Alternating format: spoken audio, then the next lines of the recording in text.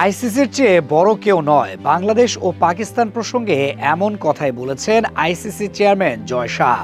প্রশ্ন তো আসতেই পারে, বাংলাদেশ ও পাকিস্তান না হয় আইসিসির চেয়ে বড় নয়, কিন্তু ভারত, তাদের ক্রিকেট বোর্ডের বেলায়ও কি একই যুক্তি মানেন তিনি? শনিবার মুম্বাইয়ে ইন্ডিয়া বিজনেস লিডার অ্যাওয়ার্ডস 2026 অনুষ্ঠানে ক্রিকেটে বিশেষ অবদানের জন্য আউটস্ট্যান্ডিং কন্ট্রিবিউশন টু স্পোর্টস পুরস্কার পান জয় শাহ।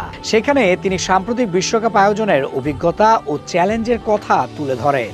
বিশ্বকাপের আগে ভারতের নিরাপত্তা উদ্বেগের কারণে দল পাঠাতে রাজি হয়নি বাংলাদেশ এবং শ্রীলঙ্কায় ম্যাচ আয়োজনের প্রস্তাব দিলেও তা গ্রহণ করা হয়নি। পরে বাংলাদেশের জায়গায় দলে নেওয়া হয় স্কটল্যান্ডকে।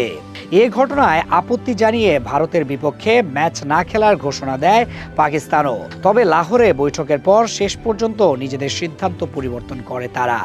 এই প্রেক্ষাপটের দিকে ইঙ্গিত করে জয় শাহ বলেন, এবারের বিশ্বকাপ আইসিসির জন্য খুব গুরুত্বপূর্ণ ছিল, কারণ টুর্নামেন্ট শুরুর আগে অনেকে আলোচনা করেছিলেন কোন দল খেলবে কিনা এবং টুর্নামেন্ট কিভাবে আয়োজন করা হবে।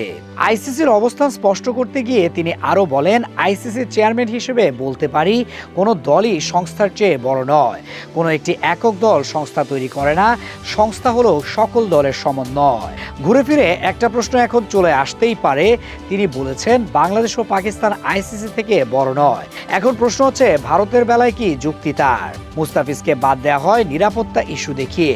সেই সূত্র ধরেই বাংলাদেশ সরে যায় বিশ্বকাপ হতে। যদিও বাংলাদেশের উদ্দেশ্য বিশ্বকাপ বাদ দেয়া ছিল না, বরং বাংলাদেশ চেয়েছিল শ্রীলঙ্কায় বিশ্বকাপ খেলতে।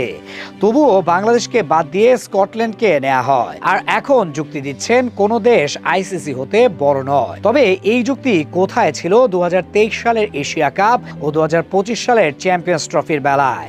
দুটি আসর অনুষ্ঠিত হয়েছিল পাকিস্তানের মাটিতে। দুবারই ভারত স্পষ্ট জানিয়ে দেয় তারা খেলতে যাবে না, কারণ সরকারের নিষেধ আছে।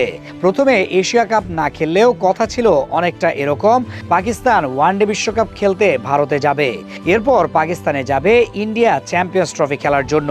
কিন্তু শেষ পর্যন্ত একবারও যায়নি ভারত, এমনকি তাদেরকে বাদও দেয়া হয়নি, বরং তাদের প্রয়োজনে হাইব্রিড মডেলে অনুষ্ঠিত হয় দুটি টুর্নামেন্ট। অথচ শ্রীলঙ্কার স্বাগতিক দল হওয়ার পরেও সেখানে খেলতে চেয়েও যেতে পারেনি বাংলাদেশ। আর এখন জয় শাহ বলছেন আইসিসির চেয়ে কেউ বড় নয়, এটা তারা বিশ্বাস করেন তো?